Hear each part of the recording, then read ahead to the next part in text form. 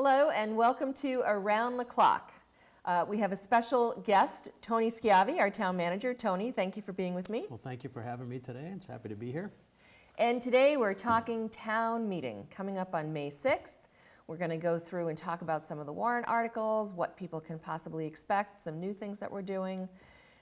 So, what has it been like leading up to town meeting? Well, there's a lot of preparation. I mean, and it's not just in our office. Obviously, we open the warrant and we begin to collect mostly from the departments and other committees, collecting the warrant articles, double check the language, facts and figures. I mean, there's really a lot that goes into it to make sure that we produce a good quality document, but also to get it out in sufficient time for the community to really read it, understand it, attend, the forums that I have, ask questions, and read some of the documentation that we also put up online that is referenced for particular articles. Okay, so the whole process really starts back when we start discussing the budget, which this year started back in the fall, late fall, but real discussions started January, February. Budget got finalized March this year? Right, a little bit later. We were a couple of weeks behind. Obviously, we had a few issues we needed to deal with in terms of closing the gap on the deficit that existed, and did that through our tri-board process that we have. So, yeah, it seems like when you finish one town meeting, you're really starting to get ready for the next one. But certainly in May, the budget is really one of the biggest things in the town meeting warrant, and that does take probably the most time to actually put together. Okay, and what's the total budget that we're looking at for this year? So with the general government budget, we're just a little bit over $51 million. When you include the enterprise funds in there, which are roughly about $10 million, you're looking at about $61,500,000 and some change for that. So obviously, it's an increase from last year. The general government budget overall went up, I believe, about a little over 4%. But for our side of things, we went up just around 3%. Okay. Yeah. How many articles on the So we town have meeting warrant? 24 articles. We have 23, I'll say, sponsored articles from within the town government itself, and then we have one citizen's petition, and so that makes 24. Okay. Big things, big items, budget is always discussed in the spring. What are the other big items that are coming forward in town meeting this year? So the big things in town meeting this year, certainly the budget. We also have the solar project, again, for the House Street landfill, but also for a couple of school projects. And we can talk about those in a little bit more detail, just to explain how they're broken out in the warrant itself. And then we have an article that is to allow us to, sort of apply for admission to the MWRA, and it's really set up to kind of break down what we discussed in the fall, because we did get a lot of questions that folks had, and really I think we decided that we sort of gave a little bit too much at one time, but still recognize that we need to address our long-term supply deficiency, and at least showing the Department of Environmental Protection and the Water Resource Commission that we are working in that direction. So that's, and we'll explain that, and Dave Mnuchin's going to have a presentation on that as well. Okay. We're doing something new, something called a consent article at town meeting this year. Can you explain what that is and the decision to use it? Yeah, I mean, I think as we go through town meetings and we talk to different folks about town meeting, and ask, I always ask folks, do you attend town meeting when things come up? And one of the things that I got a lot of in terms of feedback was, it seems like it takes a long time. I mean, we're there for many hours. Are there things that you can do to perhaps streamline certain parts of town meeting? And so this year, through conversations with yourself and myself and the town moderator, we're going to propose 2 consent articles.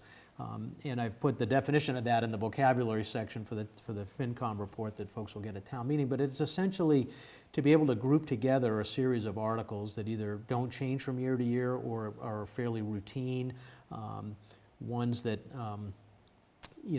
don't make major policy changes and those kind of things. So for this year, the first consent article we call the general consent article, and inside of that is essentially the establishment of all the revolving funds, which we see every year, the numbers. It's not a funding article, it just sets the maximum amount that can be in different revolving funds, and those numbers don't really change from year to year, and they haven't changed from last year, as well as the general authorization article for the selectmen and school committee about entering into certain contracts. So that's lumped into one consent article, and then the other one is for the CPA articles, which we see every year in terms of if they need to make any slight adjustments to the appropriation for the current year based on the state match, and then how they allocate for the upcoming year, how they allocate the money that comes in through CPA, as well as the different bondings that we have for Oak Street, the high school, and Warren Woods. And so we've lumped those into a CPA consent article as well.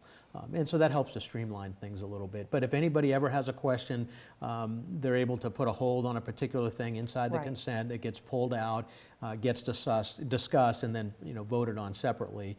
So it's not that folks can't ask questions if they have one. So let's go through town meetings. Someone decides they've never been to a town meeting, they want to come to town meeting. What can they expect?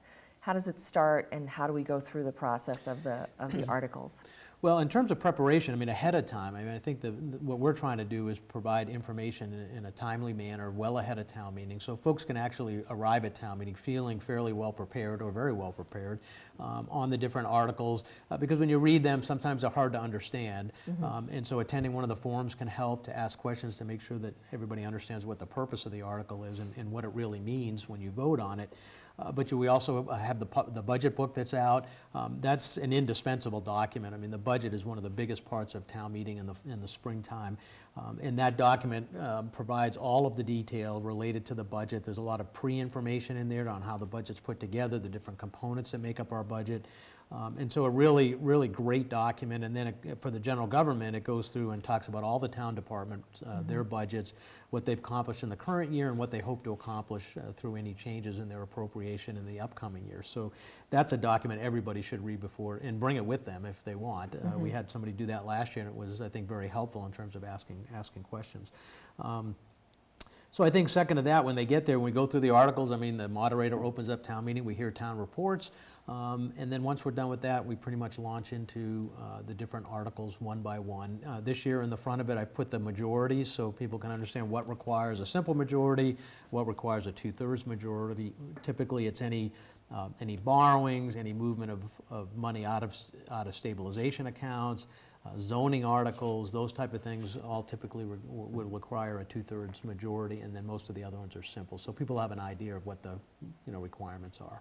Right, and then so that we don't have issues like we did at the last town meeting, people know, okay, 2/3 is this, and things like that. Yeah, that's a challenge for the math moderator. is getting, That's correct. Make sure the math is getting done That's correctly. Right, yeah. Good. And having a degree in mathematics, there are a couple of ways to do it. So right. I think it's really up to the town moderator, who establishes what that number really is. Yeah. Okay, so town reports, budget. How do we vote the budget? What's the process of going through that budget? So what you'll see when we post the warrant, it just has the basic article there. And so what they'll see when they get their book is they'll actually see the FinCom's recommendation. And so the Finance Committee makes recommendations on every article. Some are more robust than others. Some they'll defer to town meeting. Typically zoning articles they defer. But when it comes to the budget, you'll see the FinCom recommendation related to the budget. And that's where you'll see all the different numbers. When you say all the different numbers, it's by department, so people can see town clerk, police, fire, and they'll see each of those departments separately. They will, and so what they'll see at the very beginning is we typically transfer some money from some of our revolving accounts over to the general fund that helps support the budget. So we talk about what those are first, and we vote on those. And so this year we have, and like last year, we had the Village of America's Fund, we had the recreation account, Staples, dog licenses. So we moved that money over to the general fund.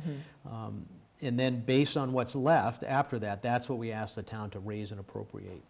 And so we'll walk through the budget, and then we also include the enterprise funds in that, and those are listed separately. So we'll have water, sewer, trash, and the athletic field enterprise fund. And then we get to the main budget. You'll see it broken down. You'll have Board of Selectmen, central purchasing, you'll have all those line items. And then if anybody wants to ask a question, they can put a hold on a particular item within that department, and then we can have a discussion about that and explain any questions or answer any questions anybody might have.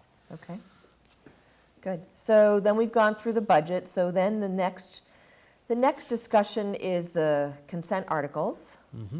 And then going into, Well, before that, we're going to have so one of the things we did this year is we're going to ask the town meeting to create a special education stabilization account. Right.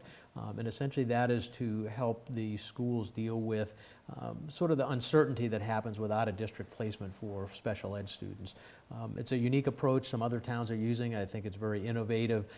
And so we will ask the town meeting to establish that special purpose stabilization fund. And then in the very next article, we'll ask them to appropriate money from our general stabilization account into the special purpose stabilization account for SPED in the amount of $464,000. And based on our discussion with the tri-board, the reason to do that is so we're not just pulling it out of stabilization to go to the general fund as a one-time hit, but by moving it into a special stabilization fund, the schools will then have to come back at the next, at a following town meeting to actually request those funds if they Right. need them. Yeah, and I think their plan would be to do it in May. You know, most of the accounting of all that will have taken place and school is almost over. And then they basically make their pitch to town meeting, provide the information they need to provide, and then that's a 2/3 majority to then move that money out and move it over to the school budget. And, you know, Mr. Adams is working diligently to create programs in-house. And, you know, so hopefully at some point this becomes, you know, more of a, you know, less of a need because we're able to Right. take care of more of our students actually here in Ashland, which is, I think, a great thing to do. Now, someone asked me, they said, well, what happens if the creation of that stabilization fund and the transfer of the funds does not pass at town meeting? What would that do?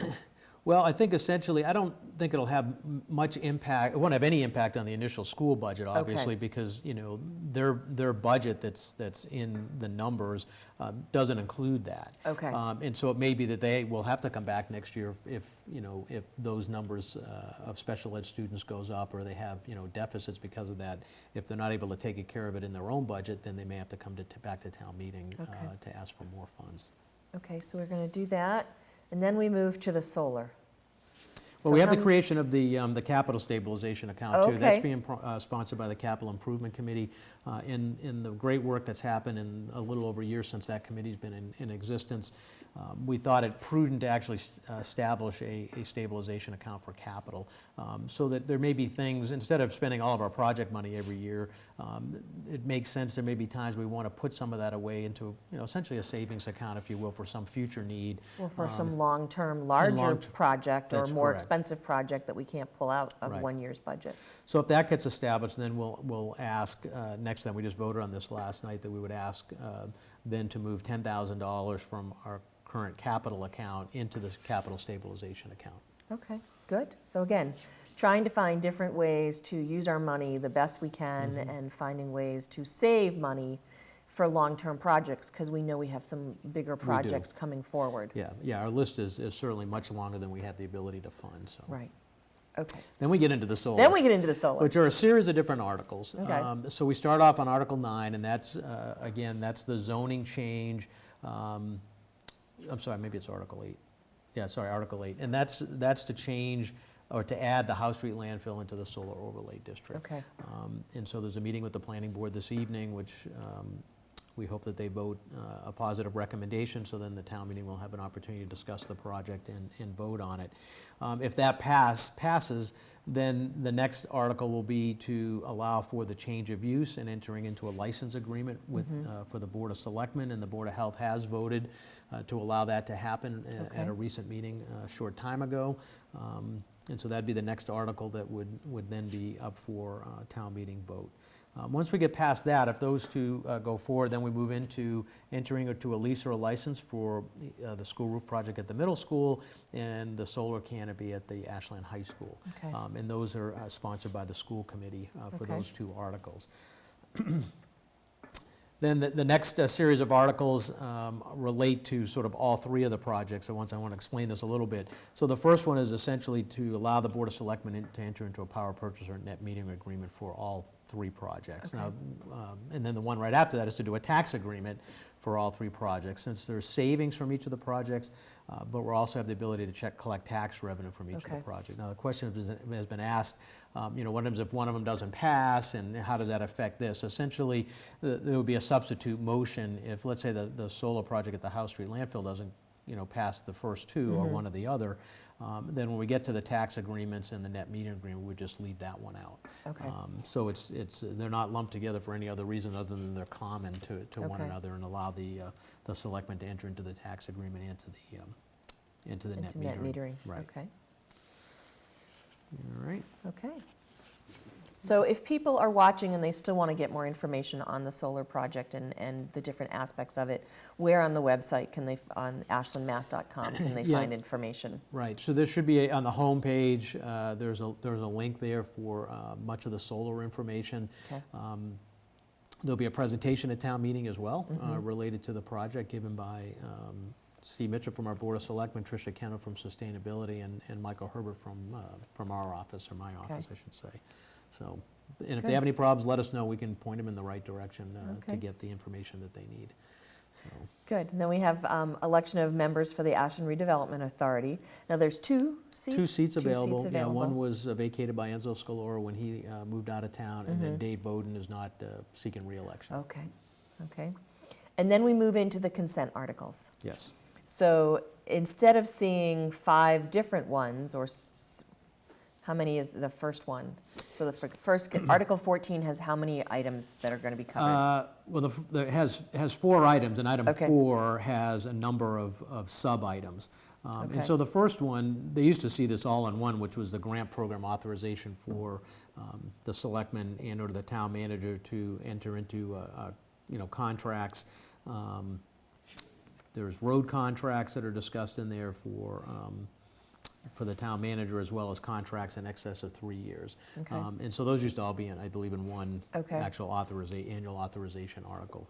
And then you get into number 4, which is the revolving funds, and they're all broken out A, B, C, D for all the different Okay. revolving funds. And there's no new ones being added this year. They're the same ones we did last year. Okay. And all the amounts in terms of what they're not allowed to exceed haven't changed. Okay, And so essentially what it means is at the end of the fiscal year, that's the maximum amount they're allowed to have in their revolving Okay. fund. So during the year, it can go above that without an issue, but when you get to the end of the year, if there's any money over that, then that flips over and essentially ends up in our free cash. okay, And then we have the Community Preservation Act article, consent article, and what's grouped in there is an adjustment to the FY15 appropriation, because the state match was different than what we originally had budgeted. So they will then allocate that extra money to the different accounts within the CPA. And then we go into their FY16 appropriation, where they put money into their administrative account, and then they break it up into the historic, community housing, open space, and undesignated reserve. okay, And those percentages have been standard for many years Right. in terms of how they do that. right, And then at the end of that, then you have the bonding of the 3 projects I mentioned earlier, the high school, Oak Street, and Warren Woods. And again, those bondings, the amounts might be a little bit different, but it's something we do every Every year. every May town meeting since we've started all those projects. Yeah, the only thing that changes in that article is the amount, because the Right. debt service obviously changes from year to Right. year. Right, okay. And then moving on, we then go back, we move forward to discussing the Mass Water Resource Authority connection, or the MWRA connection. Right, so we'll have a presentation on that given by Mr. Menugian, and again, in the fall, we had lumped a lot in together, and I think part of the post-town meeting debrief, if you will, and after action, I think really made us realize that we really gave the community too much to bite off in one fell swoop, because there were questions about, there's a question about joining the MWRA, which, that only requires a simple majority, and certainly the majority of the folks were there voted to really enter into the MWRA, but we had questions related to policy, and then we had questions related to borrowing, how we're going to actually fund it. And I think what we took away from that was that we needed to do more work in terms of the policy stuff to get folks' questions answered about, how do you use it, when do you use it, who has authority to make that decision. And then as it relates to how you fund that, is really having a more definitive plan and actual signed agreements on, if there were going to be other entities contributing to the MWRA connection, who were they, and have all the agreements been reached, and how's that really going to look? Because as you know, in that article, it's like a school roof project. You asked to borrow the whole amount, offset by grants and other, because we have a MassWorks grant for that too. So I think we just need more fidelity in that before we bring that back. So what I want folks to realize at this point is we are under direction from the DEP to actually solve this water supply deficiency, and we haven't shown them that. And the risk is that when we ask for an emergency connection, and we did in 2007, we did in 2013, we probably should have in 2014, and we kind of took a bit of a risk by not. We need to show them we're making progress. And so this article simply is going to show then that the town has, has accepted a willingness to join the MWA at Right. some point. It doesn't mean that we're going to apply and give them money, because we're not going to do that unless we have the other pieces actually sorted out. And both of those will end up coming back to town meeting at some point. Right. So I want folks to feel comfortable that, if this passes, we're not going out and building the connection, we're not spending money. We're simply going to, have that to show in case we need to make another connection this fall or some other fall as we build the rest of this plan to help solve our supply deficiency for the long term. So there's about 9 other communities, 8 or 9 other communities that do this exact thing. And so we've talked to many of them, if not all of them, Okay. to determine, and there's been no issues in terms of MWA having any particular control over them. They don't tell them when to use it, how to use it. Right. They can use it in any way they desire up to whatever their permitted amount is. Right. And one community was 5% of their overall water use, another was 85%. And Wow. I'm sure there were, I think Yeah, Wells in is like between. 30%. Yeah. So we're not beholden to them in any form or fashion. And this is really just a way for Ashland to say, okay, we know we have water issues. Here's another possibility for us in regards to another water source. And Yeah, that's it's about- and this is that first step. Right. It's having that insurance of possibly more water should we need it and when Yeah, we it's need it. it's about resource security, and again, when you add in the Sustainable Water Management Initiative regulations that are now enacted, these things are going to be forced upon us, and as I mention all the time, if failure to plan means somebody else is going to plan on you, Right. And you pass up opportunities that eventually, I think what's going to happen is through these regulations, they're going to force communities to do things like this. Right. Well, let's be on the front edge of that and not on Right. the back edge of that, Right. and have problems down the road. And then to tie into that, the MWR connection, as you mentioned, sustainability has worked with Dave to put some possible new water restrictions in place for us moving forward. They have, and that's the article that follows this, and it goes along the lines of, when you're addressing conservation or you're addressing resources, you have to have a whole solution set Right. of things to look at. None of them is solely going to solve the, even if you said we're going to really tighten down on conservation, it's not going to cause us to not have to make additional emergency Right. connections or whatever, that we're not going to have supply issues in the future. We're going to. And if our water withdrawal permit gets reduced with these swimming regulations, it's going to put us even that much more of a difficult situation. So it's about how do you come up with a solution set so that your community is flexible and able to react to things very quickly. And so this is part of that, is to look at conservation and working with sustainability on that. And it's important because we heard somebody stand up at town meeting and say they want to be able to water their lawn. They invest a lot in their landscaping. And then obviously Right. we have we're a green community, so it's about sustainability in the environment, and we should make sure that we're looking at conservation. And so where do you Right. find that balance in there? And what you'll see in that article is a way to perhaps look at the Right. first step towards balancing. Right, because some people say, well, if you restrict and you let people put wells in to do their irrigation, well, that comes all from the same water source, and Yeah, it more or really less. isn't helping. Yeah, more or less, and we certainly don't get any revenue from it. So Right. part of what you'll see in that bylaw is by June of next year, all outside irrigation systems have to have rain sensors and programmable timers. And by the following year, all irrigation systems have to have their separate meter and a Right. backflow preventer. Right. And so again, that's just another step to make sure we can capture those that are using water for outside uses Right. and charge them appropriately. Good.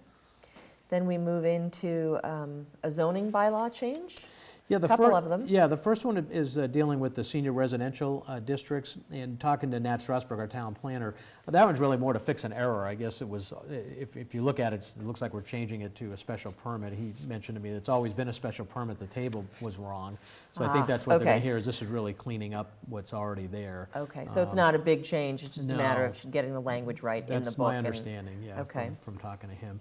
And then the other one is to allow commercial office in industrial areas. Again, we've had some folks inquire about having office space, and right now it's not allowed in industrial areas, but certainly makes sense as we look to economic development. If folks want to have some type Right. of office space, activity, why shouldn't you allow that in industrial areas? So Right, and that's what certainly that- if there are ways that we can entice commercial to come here, or, office space in other areas, it's always a positive. Absolutely. Okay. And then an N-Star easement? Yeah, so on Prospect Street, near Fruit Street, there's a vault that they have that's literally in the middle of the sidewalk, which actually doesn't help us a lot when we're trying to plow sidewalks, but Right. it literally fills up with water. I mean, Oh, putting wow. these things underground are not, Yeah. not really, yeah, they said they'll open it up and it's almost full of water. And so they have an easement actually across the street, roughly across the street from there. They already have an easement, and they like to relocate that across the street. And typically you'll see it, they only stand about this high. You see the Right. green cabinets. And so they're looking to have an easement there to be able to move this particular equipment over to that easement off the roadway. Okay. And then land by the House Street for some sidewalks. Where do we want to extend the sidewalks to? So that particular sidewalk project was connect the Holly Lane neighborhood across the front of the House Street landfill over to Indian Brook. Okay. We did the first phase of that last year. The Board of Selectmen were briefed, I believe, in June from Mr. Manugian about our road plan and the sidewalk plan. That part we could pretty much do on our own, but now the next phase of it to actually connect it over to Indian Brook requires some small amount of private takings Okay. to be able to complete that work. So that article is really to be able to allow us to finish the project. He's coordinated with all the homeowners, I think there's about 4 of them, and they all, from what he told me, they're all in favor of having the sidewalk finished and don't see any issues. Okay, good. And then we have the Regional Fire Department merger. This is really just housekeeping, because to Yes. finish the grant project, we need to have it on the town meeting warrant, but it'll be decided to take no action. That's so- correct, yeah, and that should allow us to finish the project and Right, and we'll move see where on the future with goes. creating our own department that we need to Exactly. enhance and get Right. some more people on. Right, absolutely. And then we have the citizens petition. Yeah, we have a citizens petition. So a year ago, we had a change to Chapter 42 of the bylaw for the, what was the Municipal Improvement Committee over to the Capital Improvement Committee.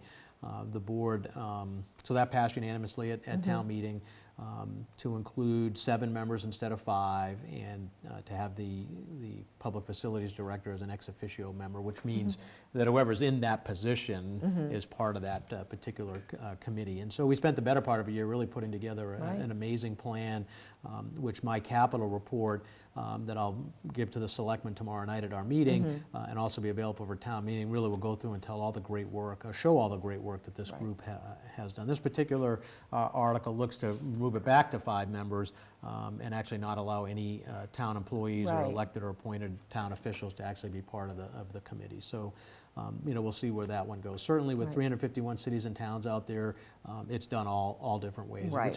which is the nice thing about our form. We get to decide how we decide to Right. do it. So Right. certainly town meeting will be able to weigh in on that next week. Good.